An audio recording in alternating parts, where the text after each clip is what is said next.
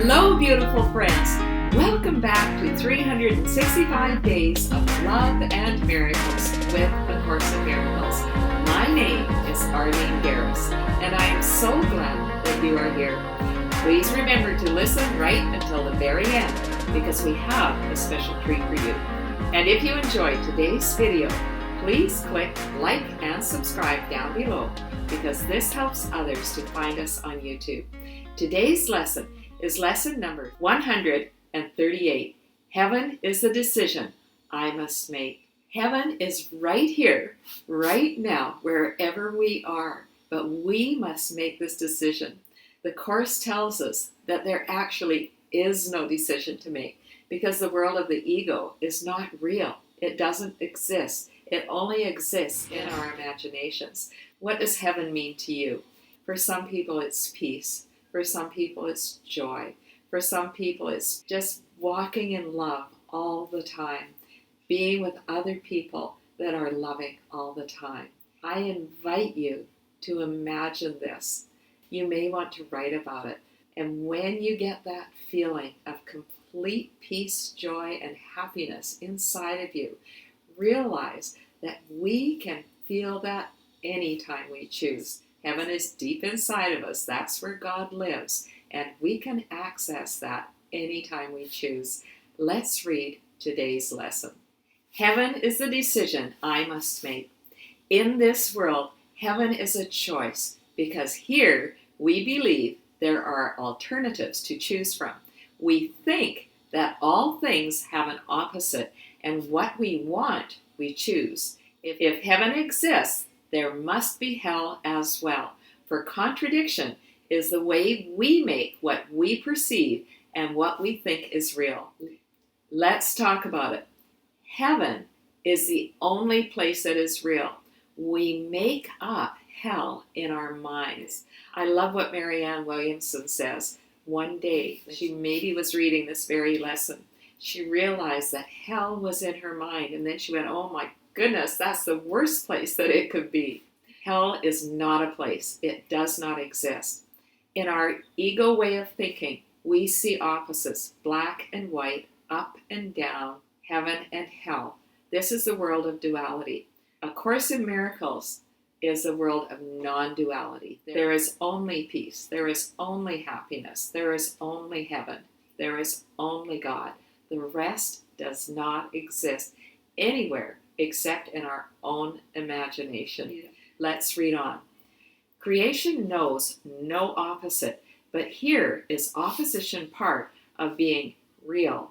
It is this strange perception of the truth that makes the choice of heaven seem to be the same as the relinquishment of hell. It is not really thus. Yet what is true in God's creation cannot enter here until it is reflected in some form the world can understand. Truth cannot come where it could only be perceived with fear, for this would be the error. Truth can be brought to illusions. Opposition makes the truth unwelcome, and it cannot come. If we want to hold on to this idea of duality, where there is good and bad, heaven and hell, then we are making what is not true real. Once again, this is all in our own imagination. This goes back to those very beginning lessons where we said, this table is not real, this chair is not real. It's all what we are perceiving, and we are making it real. But in truth, it does not exist. Yet what is true in God's creation cannot enter here until it is reflected in some form the world can understand. We are literally spirits, and we come to earth to have these human experiences for our spiritual growth. What is happening here on earth is not actually real. It is all in our imagination. Let's read on. Choice is the obvious escape from what appears as opposites. Decision lets one of conflicting goals become the aim of effort and expenditure of time. Without decision, time is but a waste and effort dissipated. It is spent for nothing in return, and time goes by without results. There is no sense of gain, for nothing is accomplished nothing learned. If we want to spend all of our time in the world of the ego, that is where I spent many, many years. I really did not understand that there was another choice. I thought heaven was someplace up there that we went to when we died. No, heaven is right here, right now. It is a decision that I must make. If we don't make that decision, then we spend a whole lot of wasted time and effort. We're just spinning our wheels in the dirt. We're not getting anywhere. Let's make that decision today. Let's read on. You need to be reminded that you think 1,000 choices are confronting you when there really is only one to make. And even this but seems to be a choice. Do not confuse yourself with all the doubts that myriad decisions would induce. You make but one. And when that one is made, you will perceive it was no choice at all. For truth is true, and nothing else is true. There is no opposite to choose instead.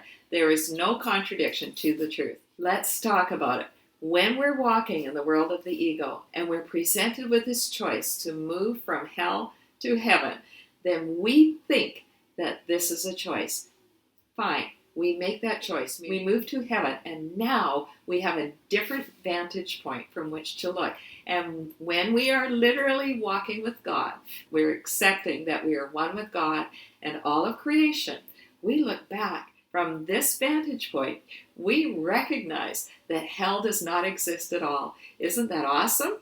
Let's read on. Choosing depends on learning, and the truth cannot be learned, but only recognized. In recognition, its acceptance lies, and as it is accepted, it is known. But knowledge is beyond the goals we seek to teach within the framework of this course. Ours are teaching goals to be attained through learning how to reach them, what they are, and what they offer you.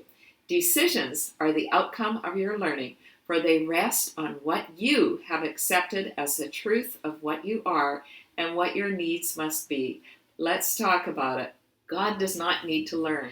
God is perfect knowledge. When we are dwelling with God in heaven, then we have no need for learning anymore. We can access God's knowledge simply by asking, Dear God, please give me your mind to think, your eyes to see, your ears to hear, your words to speak, and your heart to love. And then we can relax knowing that we have God's knowledge. Let's keep reading. In this insanely complicated world, heaven appears to take the form of choice rather than merely being what it is. Of all the choices you have tried to make, this is the simplest, most definitive, and prototype of all the rest, the one which settles all decisions. If you could decide the rest, this one remains unsolved. But when you solve this one, the others are resolved with it. For all decisions but conceal this one by taking different forms. Here is the final and only choice in which truth is accepted or denied. Let's talk about it. Once again, heaven is right here, right now. We don't have to do anything to attain it. We don't have to work to achieve it. We don't have to study harder. We don't even need to complete A Course in Miracles. All we need to do is accept that perfect love and peace are our inheritance. God lives deep inside of every single one of us. All we have to do is accept it. Let's read on. So we begin today considering the choice that time was made to help us make. Such is its holy purpose, now transformed from the intent you gave it that it be a means for demonstrating hell is real. Hope changes to despair, and life itself must in the end be overcome by death. In death alone are opposites resolved, for ending opposition is to die. And thus, salvation must be seen as death, for life is seen as conflict. To resolve the conflict is to end your life as well. Oh dear, this is a sad paragraph. When we are totally immersed in the world of the ego, we only see despair, hopelessness, death, and conflict. Let us say goodbye to that world and turn our face toward heaven. Let's keep reading. These mad beliefs can gain unconscious hold of great intensity and grip the mind with terror and anxiety so strong that it will not relinquish its ideas about its own protection. It must be saved from salvation, threatened to be safe, and magically armored against truth. And these decisions are made unaware to keep them safely undisturbed, apart from question and from reason and from doubt. Here we are, we're still caught up in the world of the ego, and we don't even realize it. It's so easy for us to slip back. Remember, these are habitual ways of thinking. We have these synapses in our brain that are used to firing in a certain way. Something happens and we allow ourselves to descend into the pit of hell, in which our mind is gripped with terror and anxiety so strong that our mind cannot let go of these ideas. We don't even question them. Thank goodness the Course doesn't leave us there. Let's read on. Heaven is chosen consciously. The choice cannot be made until alternatives are accurately seen and understood. All that is veiled in shadows must be raised to understanding, to be judged again, this time with heaven's help. And all mistakes in judgment that the mind had made before are open to correction, as the truth dismisses them as causeless. Now are they without effects. They cannot be concealed, because their nothingness is recognized. Nothingness, all of those worries, upsets, anxieties, despair. Oh dear, the list goes on and on. They are nothingness. They do not exist. We can let them go. Let's keep reading. The conscious choice of heaven is as sure as is the ending of the fear of hell, when it is raised from its protective shield of unawareness and is brought to light. Who can decide between the clearly seen and the unrecognized? Yet who can fail to make a choice between alternatives when only one is seen as valuable? The other is a wholly worthless thing, a but imagined source of guilt and pain. Who hesitates to make a choice like this? And shall we hesitate to choose today? Let's talk about it. Do you have any hesitation of which to choose? Hell or heaven? Heaven or hell? Oh dear, I just can't decide which way to go. If you're stuck with making the choice, if you have a hard time letting go of the world of the ego, I would suggest that you spend some time thinking, praying, and journaling on it. Let's keep reading. We make the choice for heaven as we wake and spend 5 minutes making sure that we have made the one decision that is sane. We recognize we make a conscious choice between what has existence and what has nothing but an appearance of the truth. Its pseudo-being, brought to what is real, is flimsy and transparent in the light. It holds no terror now, for what was made enormous, vengeful, pitiless with hate, demands obscurity for fear to be invested there.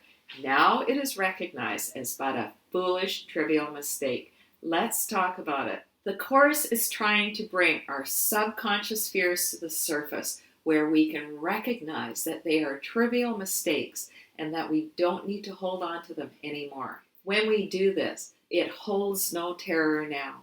For what was made enormous, vengeful, pitiless with hate, it demands obscurity, it wants to stay in our subconscious, because when it stays there, we operate unaware of the power of our subconsciousness. So once again, if you're having any of these fears, if you feel like your problems are too big, too enormous, if your thinking is full of vengeance or self-pity, if you have any resentments at all, if it just feels too big and too hard, I encourage you to sit and ask yourself the questions, what is this about? Ask God to reveal to you what is going on deep within yourself that you feel so weighted down by the problems of the world. I want to reassure you that these are only trivial mistakes. They are not a big deal. We make them a big deal in our own mind. We tell ourselves stories. These stories are BS. We have false beliefs about ourselves and about others. Let's remember that they are false. They are not real. Every single person, including you and including me, are beautiful, beloved children of God.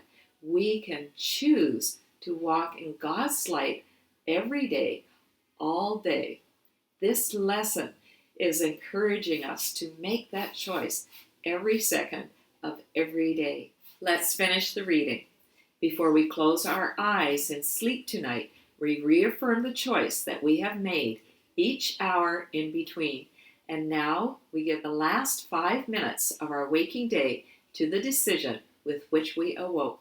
As every hour passed, we have declared our choice again in a brief, quiet time devoted to maintaining sanity. And finally, we close the day with this, acknowledging we chose but what we want. Heaven is a decision I must make. I make it now and will not change my mind because it is the only thing I want. How badly do you want it, my friends? Do you want it only 50%? Then you're not going to get very good results. Again, if you have any resistance, I encourage you to journal on that. What is holding you back? What is keeping you stuck in the world of the ego? Heaven is the decision I must make. No holds barred, no 99.9%. Let's commit ourselves to this decision 100% today. I make it right now, this instant. I make it every second of every day. I will not change my mind because it is the only thing I want. I want nothing from the world of the ego. Let's talk about our practice sessions for today. As soon as we wake up in the morning, we want to make the conscious choice for heaven. And we just sit in prayer, asking God to show us if there's anything holding us back from making this choice 100%. We make the conscious choice for heaven. We may want to say a prayer, asking God to help us with that. Dear God, please help me to walk with you all day long. I make the conscious choice for heaven. Just before we go to sleep, we take another 5 minutes to reaffirm the choice that we have made, reviewing our day. Was I able to walk with God all day long? Did I make the conscious choice for heaven every second of today? And then we close the day with the prayer. If you would like to close your eyes, I'll read it one more time. Heaven is the decision I must make. I make it now and will not change my mind because it is the only thing I want. We are also encouraged with our hourly practices to review the idea for today and just take a couple of minutes to look back on the last hour. Where did I go off track? Where did I forget that I had made the conscious decision to make the choice for heaven today? And then reaffirm our decision, saying to ourselves, heaven is the decision I must make. Thanks so much for listening right until the end, my friends. If you enjoyed today's video, please share the love. Tell others about these videos. Encourage them to start at lesson 1 and only do 1 lesson a day. Are you ready for our special treat? Good morning, Mexico. Here we are out here in the bay having a beautiful, beautiful paddle. My friend Susan and I. How blessed are we? Heaven is the decision I must make. I pray that you will make this decision today and every day and walk with God all day long. Have a blessed day, my friends. I love you.